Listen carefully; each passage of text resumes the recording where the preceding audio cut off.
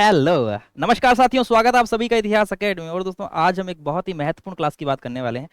दोस्तों, अक्सर आपने देखा होगा, अगर आपने प्रीवियस ईयर प्रश्न पत्रों को सोल्व किया है तो आपने देखा होगा दोस्तों कि प्राचीन भारतीय इतिहास के, या हम कह सकते हैं कि भारत के प्रसिद्ध खगोल शास्त्री और गणितज्ञों, जिन्होंने या हम कह सकते हैं प्रसिद्ध विद्वानों का कालक्रम जरूर पूछा जाता है। आप देखिए दोस्तों, आर्यभट्ट है, वराहमिहिर है, ब्रह्मगुप्त है, इन सबके कालक्रम एग्जाम में न जाने कितनी बार आए हुए हैं, है ना। और इनमें बच्चे कंफ्यूज भी बहुत ज्यादा होते हैं।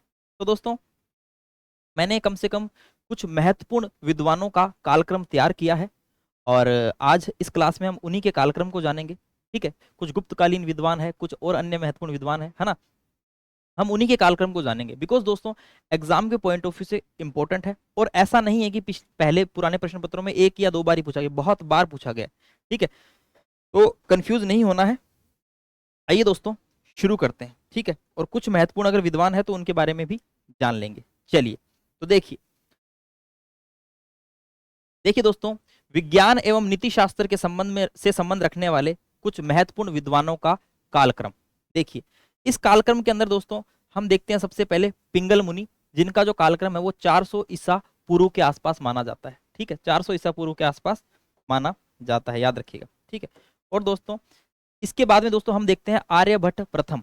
आर्यभट्ट प्रथम दोस्तों, ठीक है, याद रखना, जो कि गुप्त काल के हैं। ठीक है, इनका जो जन्म है दोस्तों, ये 476 से 550 ईस्वी के बीच का इनका कार्यकाल है। इनका जन्म दोस्तों कुसुमपुर, ठीक है, याद रखना, कुसुमपुर पाटलिपुत्र में हुआ था। ठीक है, पाटलिपुत्र में इनका जन्म होता है। चलिए, गुप्तकालीन है, प्रसिद्ध। वैसे ही दोस्तों, जैसे ये गुप्तकालीन है, वैसे दोस्तों वराहमिहिर भी गुप्त काल के प्रसिद्ध जो है दोस्तों ज्योतिष, फलित ज्योतिष के विद्वान माने जाते हैं, याद रखना। थोड़ा सा आर्यभट्ट के बारे में याद रखें दोस्तों।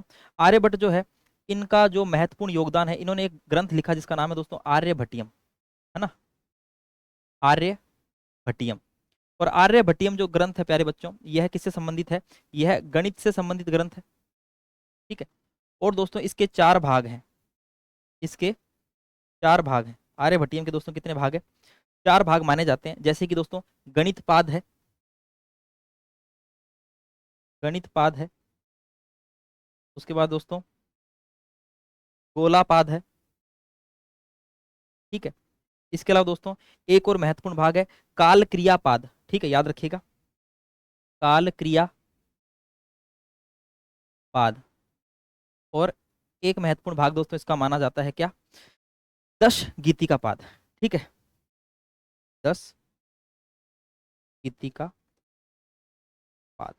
चलिए, तो ये दोस्तों महत्वपूर्ण जो है भाग माने जाते हैं आर्यभट्टियम के। ठीक है, तो आर्यभट्ट जो है दोस्तों कुसुमपुर पाटलिपुत्र आर्यभट्टियम ग्रंथ लिखा गणित से संबंधित, जिसके चार भाग है, पूछे जाते हैं।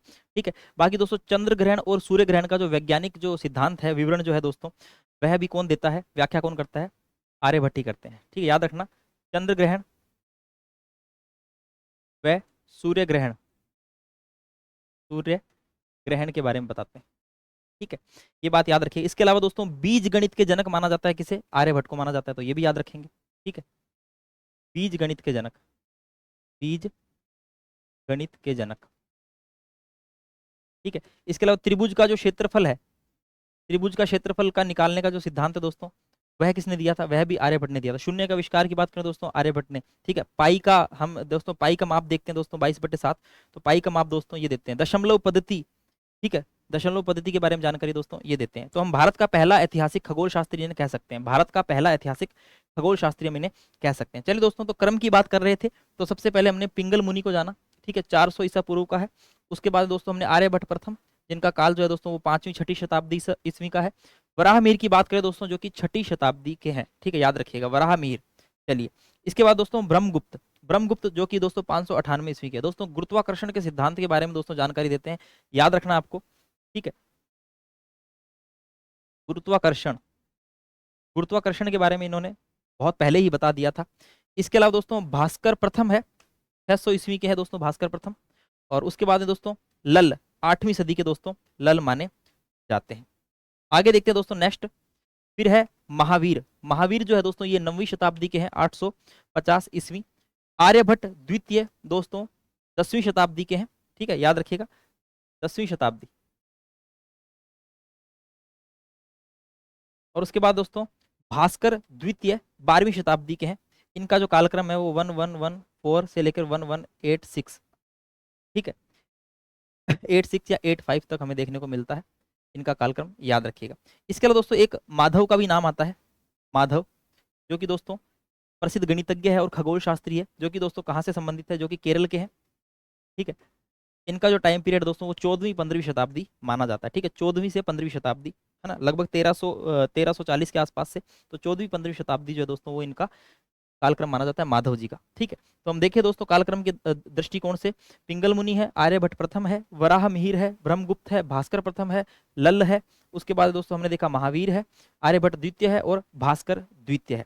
याद रखना ये जो है दोस्तों ये प्रसिद्ध विज्ञान या फिर हम कह सकते हैं खगोल शास्त्र में अपना योगदान देने वाले विद्वान है, जिनका कालक्रम दोस्तों इस प्रकार से है, ठीक है। ये दोस्तों 5 मिनट से भी कम की, शायद 5 मिनट की क्लास है, लेकिन दोस्तों यहाँ से एक प्रश्न आराम से बन सकता है, याद रखिएगा दोस्तों, परीक्षा में प्रश्न ऐसे पूछे जाते हैं।